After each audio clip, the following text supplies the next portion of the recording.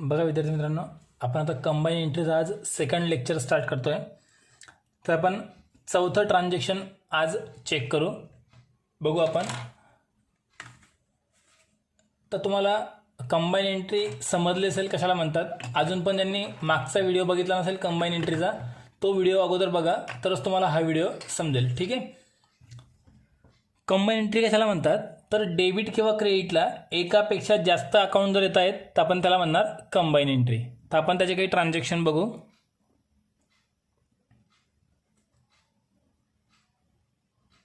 Sold goods to Ram rupees 40,000.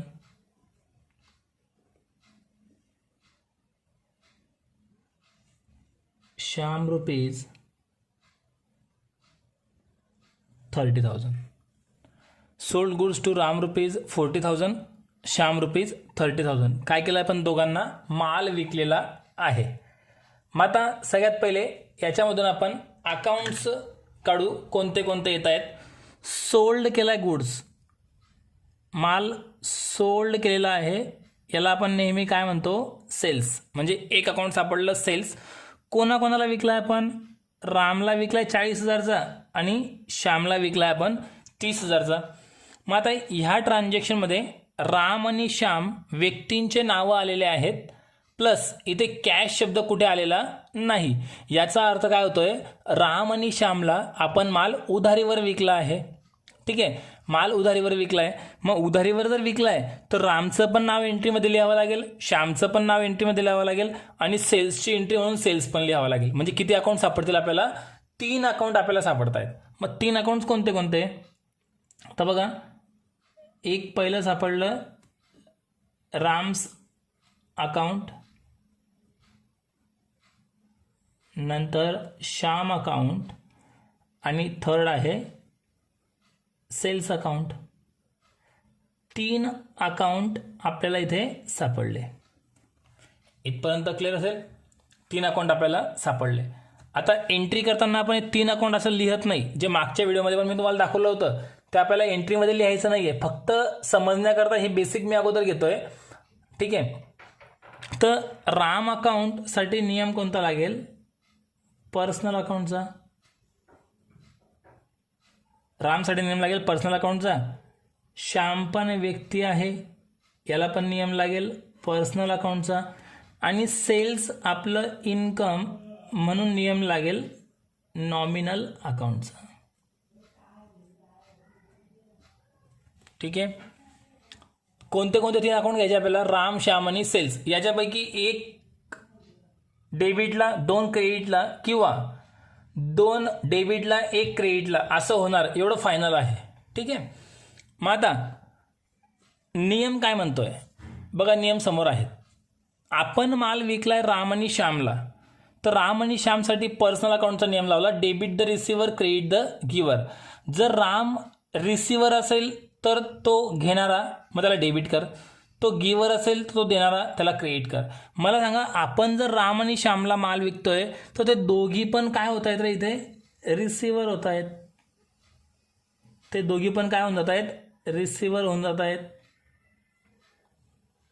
इथे आपण त्या दोघांना म्हटलं रिसिव्हर. आणि रिसिव्हरला आपण नेहमी काय करतो, डेबिट. रिसिव्हरला आपण नेहमी काय करतो, डेबिट. आता सेल्स अकाउंट नॉमिनल अकाउंटमध्ये घेतला. नॉमिनल अकाउंटचा नियम काय आहे, एक्सपेन्सेस आणि इन्कम. त्यापैकी सेल्स आपलं इन्कम आहे की एक्सपेन्सेस, तर आपलं आहे ते इन्कम. आणि इन्कमला काय करत असतो आपण, क्रेडिट. इन्कमला आपण काय करतो, क्रेडिट करतो. ठीक आहे. आता आपल्याला काय करायचं आहे, याची एंट्री करायची आहे. एंट्री करताना आपण नेहमी कोणती बाजू अगोदर घेतो, डेबिट बाजू. आपल्याला याची कोणती एंट्री करायची आहे, कंबाईन एंट्री.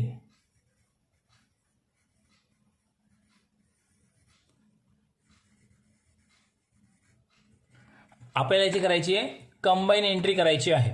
कंबाईन एंट्री करताना डेबिट कोणाकोणाला होईल आणि क्रेडिट कोणाकोणाला होईल बघा. डेबिटचे 2 अकाउंट आहेत, राम आणि श्याम डेबिटला येणार आहे आणि सेल्स येणार आहे क्रेडिटला. संपला विषय, एंट्री कंप्लीट होऊन जाईल. राम अकाउंटला डेबिट कर, श्याम अकाउंटला डेबिट कर आणि सेल्स अकाउंटला क्रेडिट कर. अमाऊंट त्यांच्या वेगळे वेगळे घेऊन एकत्र नंतर सेल्सला घ्यायची. बघा आता एंट्री काय होऊन जाईल,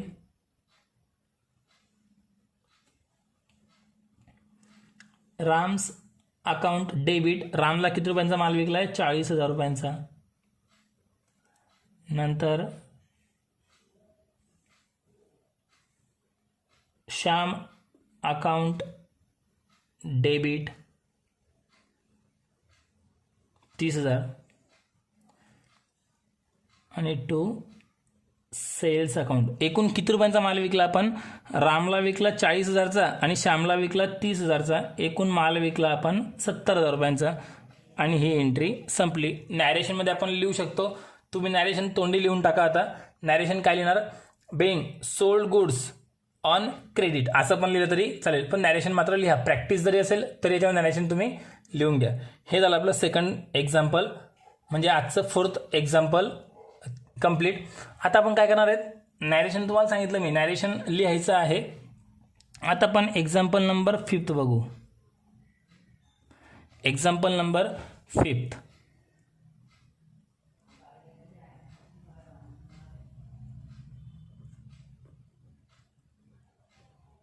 Purchase goods from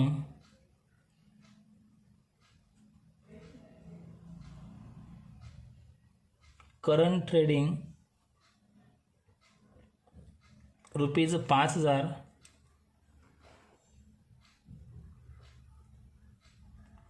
Satish rupees 20,000 and Naresh rupees 25,000. बघा आता काय झालेलं आहे. 3 लोकांकडनं आपण माल खरेदी केलेले आहेत. कोणते कोणते 3 लोक आहेत? Purchase goods from current trading, हे दुकानाचं नाव आहे. करंट ट्रेडिंग हे पहिलं, याच्याकडनं आपण 5,000चा माल खरेदी केला. सतीशकडनं 20,000चा खरेदी केला आणि नरेशकडनं आपण 25,000चा माल खरेदी केला. आता मला सांगा, ह्या ट्रान्झॅक्शनमध्ये आपण माल खरेदी केला हे तर बरोबर आहे, म्हणजे परचेस अकाउंट तर आपल्याला घ्यावंच लागेल. एक अकाउंट परचेस तर येईलच, पण करंटचं, सतीशचं, नरेशचं नाव लिहावं लागेल की नाही? तर नक्कीच ते आपल्याला नाव लिहावं लागेल, कारण तिघांकडनं पण आपण माल उधारीवर खरेदी केलेला आहे. जर उधारीवर खरेदी केलेला आहे तर तिघांचं नाव आपल्याला लिहावंच लागेल, बरोबर आहे की नाही? तिघांचं नाव आपल्याला लिहावंच लागेल. मग ह्या एंट्रीमध्ये 4 अकाउंट आपल्याला घ्यावे लागणार आहेत. किती अकाउंट? 4 अकाउंट. पहिलं कोणतं? Purchase account. बघा मी समजावून देतोय. पहिलं अकाउंट कोणतं येईल? Purchase account. नंतर येईल करंट ट्रेडिंग अकाउंट.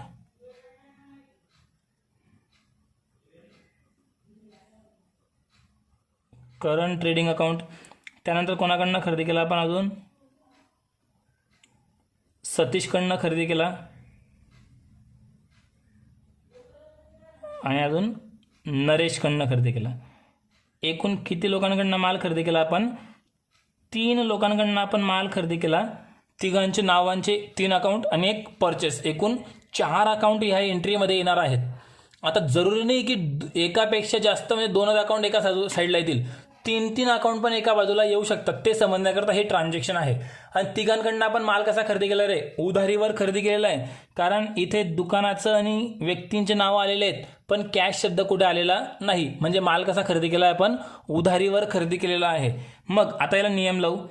परचेस म्हणजे आपला एक्सपेन्सेस म्हणून त्याला आपण नियम लावतो नॉमिनलचा. नॉमिनलमध्ये तो आपला काय आहे? एक्सपेन्सेस. आणि एक्सपेन्सेसला आपण नेहमी काय करतो? डेबिट. करंट ट्रेडिंग अकाउंट, दुकानाचं नाव आहे. व्यक्ती किंवा संस्था संबंधी, बघा इथे पर्सनल अकाउंट. व्यक्ती किंवा संस्था संबंधी काही असेल तर कोणता अकाउंट लागेल? पर्सनल अकाउंट लागेल. इथे पण सतीश, पर्सनल अकाउंट लागेल. थर्ड नरेश, व्यक्ती आहे, पर्सनल अकाउंट लागेल. ठीक आहे, तिघांना पर्सनल अकाउंट लागलं. आता काय होतं बघा, तिघांना पर्सनल अकाउंटचा नियम, debit the receiver, credit the giver. एक तर डेबिट करावं लागेल किंवा क्रेडिट करावं लागेल. जर रिसिव्हर असेल तर डेबिट होऊन जाईल, गिव्हर असेल तर क्रेडिट होऊन जाईल. रिसिव्हर आहे की गिव्हर आहे बघू आपण. हे तिघजण रिसिव्हर आहे की गिव्हर आहे बघू. आपण काय करतोय? Purchase goods from current, Satish आणि नरेश. आपण करंट ट्रेडिंग सतीशकडनं आणि नरेशकडनं तिघांकडनं माल खरेदी करतोय. आपण माल खरेदी करतोय तर तिघं माल विकतायत. तर हे तिघं माल देणारे झाले, म्हणजे तिघं पण काय होत आहेत, गिवर. हे तिघं पण कोण होत आहेत इथे, गिवर ते बनत आहेत. हे तिघं पण इथे बनत आहेत गिवर. मग आता बघा, debit the receiver, credit the गिवर.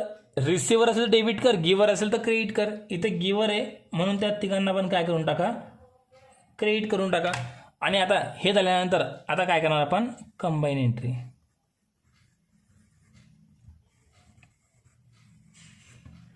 आता आपण ह्याची कंबाईन एंट्री करू. एकदम सिंपल एंट्री. अगोदर कोणती बाजू घेत असतो आपण, डेबिट बाजू अगोदर दाखवतो, नंतर आपण क्रेडिट बाजू घेतो. ह्या चारींपैकी डेबिट फक्त कोणाला होणार आहे, परचेसला. मग बघा, एंट्री करताना आपण परचेसला डेबिट करू. Purchase account debit. आता किती रुपयाचा माल खरेदी केला बघा आपण, 5,000चा करंट ट्रेडिंगकडनं, सतीशकडनं 20,000चा, 5 आणि 20 25, नरेशकडनं 25, एकूण माल खरेदी केला आपण 50,000चा. जर तुम्हाला आत्ता अमाऊंट लिहायची नसेल तर नंतर पण लिहिता येते. कशी बघा, कोणाकोणाकडनं माल खरेदी केला, किती किती रुपयांचा. सगळ्यात पहिले आपण खरेदी केला करंट ट्रेडिंगकडनं, मग तो गिवर आहे म्हणून त्याला क्रिएट करा.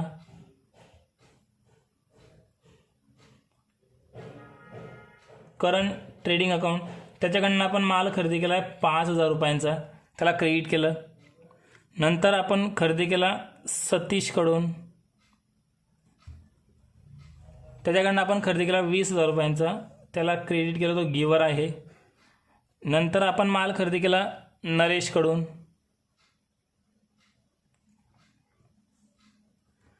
नरेशकडनं किती रुपयाचा खरेदी केला, 25,000 रुपयांचा.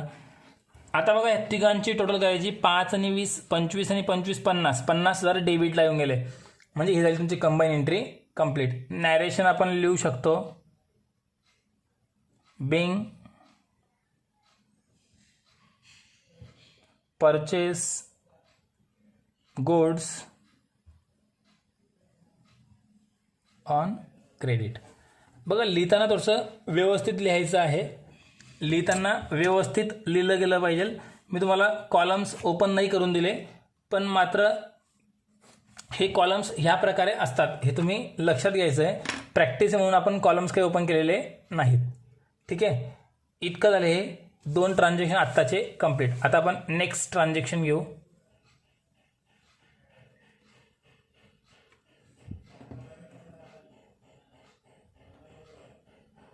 Example number 6. थोडंसं वेगळ्या टाईपचं क्वेश्चन घेऊ आपण, लक्षात येईल बघा तुम्हाला लगेच.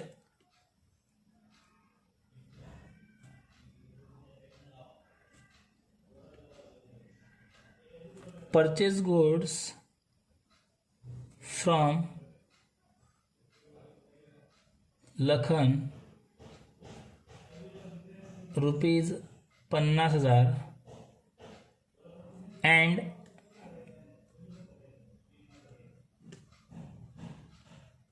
cash paid only ₹20,000. बघा, थोडंसं उदाहरण चेंज केलेलं आहे, समजण्याचा प्रयत्न करा. मी समजून देतोय पुन्हा. काय केलंय बघा आपण, परचेस गुड्स फ्रॉम लखन ₹50,000. आपण लखनकडनं किती रुपयांचा माल खरेदी केला, 50,000 रुपयांचा.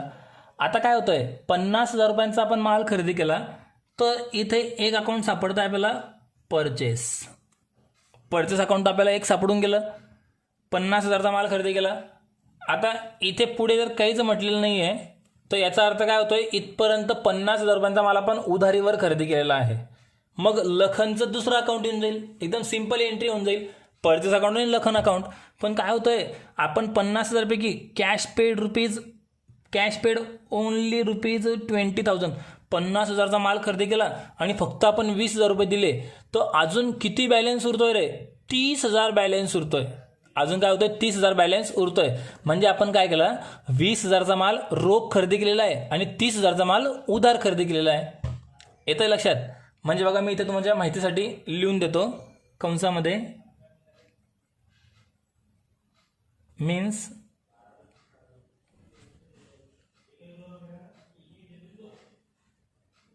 Cash purchase ₹20,000 and credit purchase ₹30,000. Credit purchase कसे आले? 50,000 पैकी 20,000 रुपये रोख दिले आपण. 50,000 पैकी 20,000 रुपये आपण रोख दिले, तर उरलेले 30,000 आपण कसा खरेदी केलाय? माल उधारीवर खरेदी केला. ते समजण्याकरता हे लिहून दिलंय, लक्षात घ्या. कॅश परचेस 20,000चं आहे आणि क्रेडिट परचेस 30,000चं आहे. जरुरी नाही की पूर्ण माल आपण रोखच खरेदी केला पाहिजे किंवा पूर्णचा पूर्ण उधारच खरेदी केला पाहिजे. बाकी माल रोख आणि बाकी माल उधार पण आपण खरेदी करू शकतो किंवा विकू पण शकतो. ठीक आहे. आता यात कोणते कोणते अकाउंट येतील बघा, मला सांगा. ह्या व्यवहारामध्ये आपण काय करतोय? माल खरेदी करतोय. म्हणजे परचेस अकाउंट हे एक अकाउंट आपल्याला सापडलं, परचेस अकाउंट सापडलं. त्यानंतर मला सांगा, माल आपण पूर्ण 50,000चा रोख खरेदी केलाय का? नाही. फक्त किती रुपयांचा रोख खरेदी केला आपण? 20,000चा रोख खरेदी केलेला आहे. म्हणजे 20,000चा रोख दिले म्हणजे कॅश अकाउंटचा संबंध आला. पण मला सांगा, 50,000 पैकी 20,000चा माल जर रोख खरेदी केलेला आहे, तर उरलेले 30,000चा काय? तर उरलेला 30,000चा माल आपण लखनकडनं उधारीवर खरेदी केलेला आहे. मग उधारीवर जर खरेदी केलेला आहे, तर लखनचं नाव लिहून ठेवणं आपलं काम आहे. लखनचं नाव लिहिणं आपलं काम आहे. बघा, तुम्हाला मी अमाऊंट पण लिहून देणार आहे. आता परचेस अकाउंटला नियम कोणता लावतो आपण? नॉमिनल अकाउंटचा. परचेस अकाउंटला नियम लावतो आपण नॉमिनल अकाउंटचा. कॅश करता आपण नियम लावतो रिअल अकाउंटचा. लखन करता नियम लावतो आपण पर्सनल अकाउंटचा. बघा, एकाच ट्रान्झॅक्शनमध्ये तिघं पर्सनल, रिअल, नॉमिनल तिघा नियमचा वापर करावा लागतोय. ठीक आहे. तुमच्यासमोर आपलं हे पेज आहे. आता परचेस अकाउंट नॉमिनलमध्ये इन्कम की एक्सपेन्सेस? एक्सपेन्सेस आहे. आणि एक्सपेन्सेसला आपण नेहमी काय करतो? डेबिट. तर इथे मला सांगा, एक्सपेन्सेस किती रुपये आपला? पूर्ण 50,000 आपला एक्सपेन्सेस आहे. नंतर कॅश रिअल अकाउंटमध्ये कम्स इन की गोज आउट आहे? इथे कॅश गोज आउट आहे. कॅशला काय करणार? क्रेडिट. पण मला सांगा, कॅश 50 पैकी फक्त गेली किती आहे? 20,000ची कॅश गेलेली आहे. लखन रिसिव्हर आहे की गिव्हर आहे? तर लखन इथे गिव्हर आहे. गिव्हरला पण काय करणार? क्रेडिट. आणि किती रुपयांचा व्यवहार बाकी त्याचा? 30,000 रुपयांचा बाकी आहे. 50मधून 20 गेले, लखन अकाउंटला किती रुपये येतील? 30,000 रुपये. आता एंट्री करायची आहे. आता आपल्याला कंबाईन एंट्री करायची आहे. कंबाईन एंट्री करू.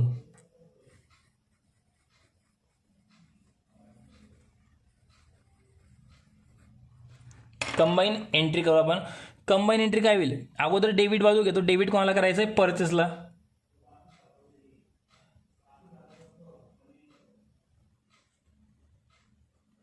परचेस अकाउंट डेबिट 50,000 टू आपण 50,000चा माल खरेदी केला, त्यापैकी आपण दिले किती? फक्त 20,000 दिले. तर उरलेले जे 30,000चा माल आहे तो आपण उधारीवर खरेदी केला. तो कोणाकडनं खरेदी केला? लखनकडनं खरेदी केला. म्हणून लखनचं नाव लिहून ठेवलं आपण 30,000 रुपये. आणि आता ही एंट्री संपली. बघा, सिंपल एंट्री आहे. एकच ट्रान्झॅक्शनमध्ये बाकी माल आपण रोख खरेदी केला आहे, बाकी माल आपण उधार खरेदी केलेला आहे. समजतंय? आता अजून एक ट्रान्झॅक्शन याच्यामध्ये घेऊ आपण. याच्या बिलकुल विरुद्ध सेल्सचं ट्रान्झॅक्शन. Example number 7. बघा, आता sold goods to Prashant ₹70,000 and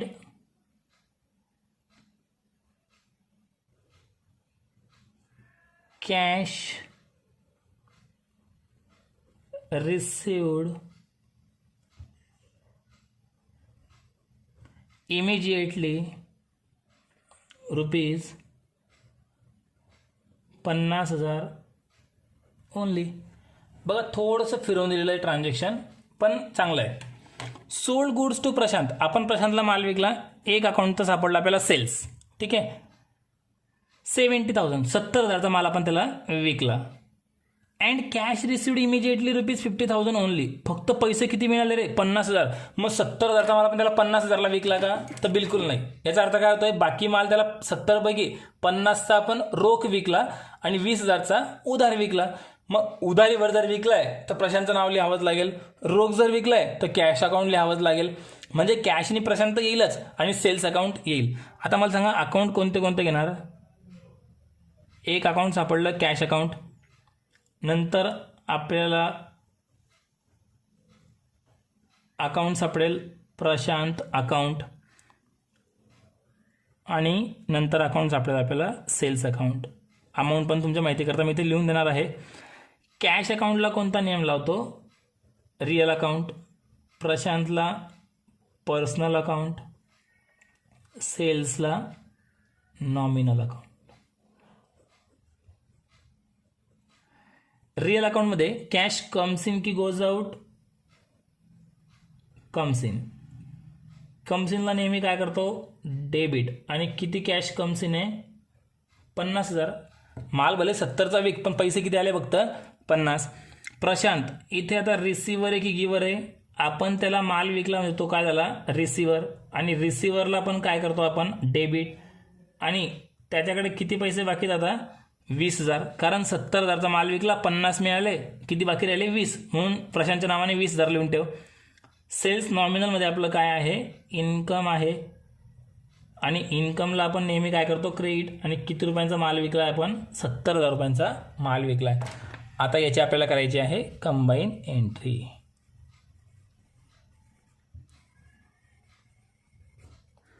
याची आपण कंबाईन एंट्री करायची आहे. अगोदर कोणती बाजू घेतो आपण, डेबिट बाजू. एकदम सिंपल एंट्री. आता डेबिट कोणाकोणाला करणार आहेत आपण, कॅश अकाउंट डेबिट. किती पैसे येतात आपल्याकडे, 50,000 रुपये रोख येत आहेत, 50,000ला डेबिट. प्रशांतकडे किती पैसे बाकी आहेत, प्रशांतला किती रुपयांचा माल उधारीवर विकला आहे, 20,000चा. टू सेल्स अकाउंट, एकूण किती रुपयांचा माल विकला आहे, 70,000चा. आणि हे ट्रान्झॅक्शन संपलं, एंट्री संपली. नॅरेशन जर लिहायचं असेल, being sold goods to Prashant and part amount received. प्रशांतला माल विकला आणि पार्ट अमाऊंट म्हणजे काही भाग, त्या 70मधून काही बाकीची रक्कम आपल्याला मिळाली. इमिजिएटली म्हटलं तर इमिजिएटली म्हणजे लगेच लगेच 50,000 मिळून गेले, बाकीचे 20,000 बाकी ठेवले. आणि हे पण आजचं हे आपलं ट्रान्झॅक्शन संपले. तुम्हाला जर लिहायचं असेल व्यवस्थित तर तुमच्याकरता मी इथे बघा, बघा इथपर्यंत तुम्हाला हे दिसतंय, चौथं आणि 5वं ट्रान्झॅक्शन दिसतंय व्यवस्थित. स्क्रीनशॉट काढा. नंतर 6 आणि 7 व्यवस्थित दिसण्यासाठी या प्रकारे. ठीक आहे, सर्व ट्रान्झॅक्शन आपले संपले.